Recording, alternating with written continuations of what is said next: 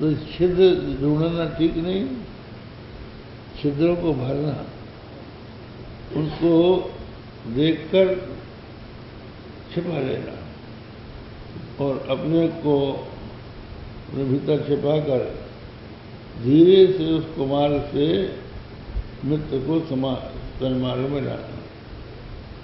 जबकि कुमित्र जो होते हैं, आगे काय प्रिय वचन बनाई, पाछे अनहित मन कुटिलाई, जाकर चित्र अहिगति सम भाई, अस कुमित्र पर परिहरी उबलाई। कहते हैं आगे तो बड़ी मीठी मीठी बात बोले और पीछे अहित करे और निंदा भी करे। सांप जैसे टेढ़ी टेढ़ी चलता है, वैसे जिसकी चार टेढ़ी हो, ऐसे कुमित्र को छोड़ देने में ही अपनी भलाई। भाई एक श्लोक हमने सुनाया था, न भवति भवति च न चिरम, भवति चिरं चेत फले विसंवादी, कोपः सत्पुरुषाणाम।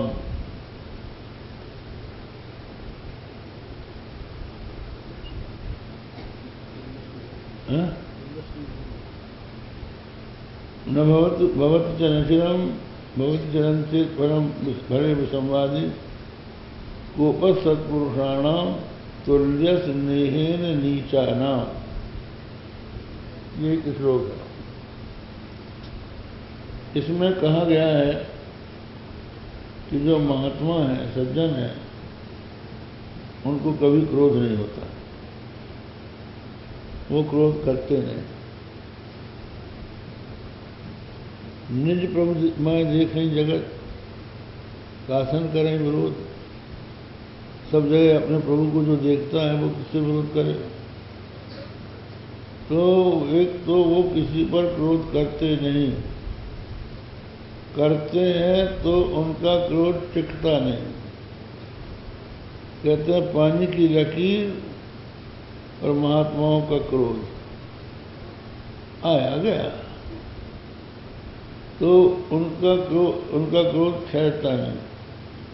और अगर क्रोध ठहर गया तो जिसके ऊपर कोप करेंगे भले ही शाप दे दें, अंत में उसका कल्याण ही होगा। फले विसंवाद, ये सत्पुरुषों के कोप की स्थिति है। और दुर्जनों का प्रेम भी ऐसे ही होता है। जो दुर्जन होते हैं न भवति, उनका किसी से प्रेम होता ही नहीं। और अगर प्रेम रहा भी हुआ भी तो वो टिकता नहीं।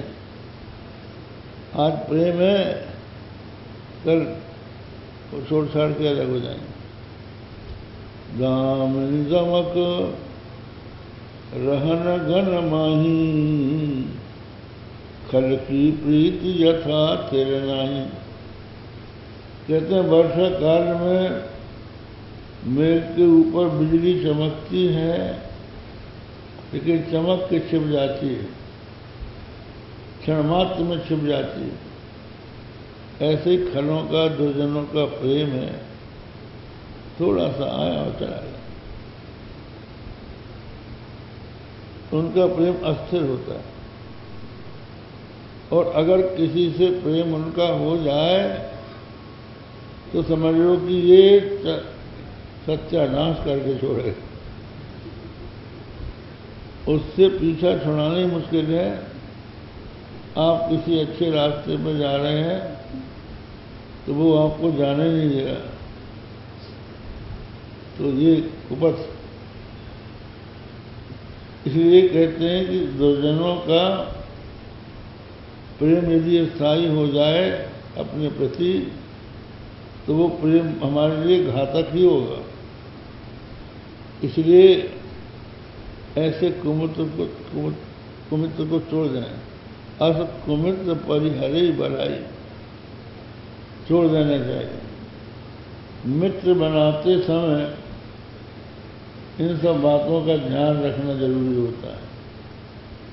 आजकल लोग मित्र बनाते हैं, दोस्त बना लेते हैं, लेकिन दोस्ती निभा नहीं पाते। कुछ दिनों में एक दूसरे के शत्रु हो जाते हैं। जो गधे हैं वो पीछे से दुलत्ती मारते हैं, सामने नहीं। सामने है वो सच बात है। जब भी झगड़ा करना होता है ना, तो सामने वाला आंख नहीं मिलाएगा। आप इधर देखेंगे तो वो उधर देखेंगे। आंख मिल जाने पर कुछ संकोच हो जाता है, इसलिए आंख से आंख नहीं मिलाते।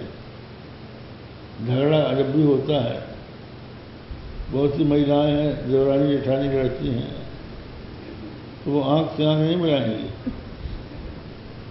वो इधर देखेगी वो उधर देखेगी, लेकिन वाणी से यह रोक लेंगे एक दूसरे के प्रति। तो ये खरों का काम। तो वो आया और बलदेव जी को दुलत्ती मारने लगा। बलदेव जी ने एक बार उसको पकड़ के फेंक दिया, फिर आया, फिर आके दुलत्ती मारने के लिए जैसी टांग उठाई, बलदेव जी ने उठा के, गधों का इलाज दो भी करते हैं,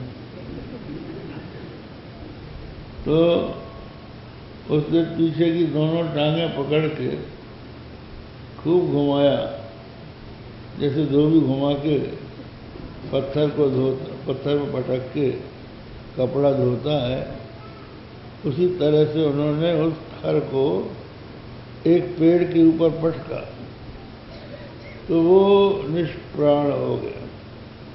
और उस पेड़ को, उसके भार से वो पेड़ गिर गया। उसके धक्के से दूसरा पेड़, उससे तीसरा पेड़, इस तरह से वन झुक गया। और इसके बाद उसके जो साथी थे, बहुत से खर थे। गधों का साथी और कौन होगा? सज्जन थोड़ी होगा, गधे ही होंगे। तो वो सब आए, आए तो भगवान बलदेव जी को मारने लगे। बलदेव जी कौन है? ये शेष हैं, पृथ्वी को धारण करने वाले हैं। तो धर्म, पृथ्वी जो धारण होती है वो धर्म से होती, और ये लोग जो हैं अधर्म के समर्थक।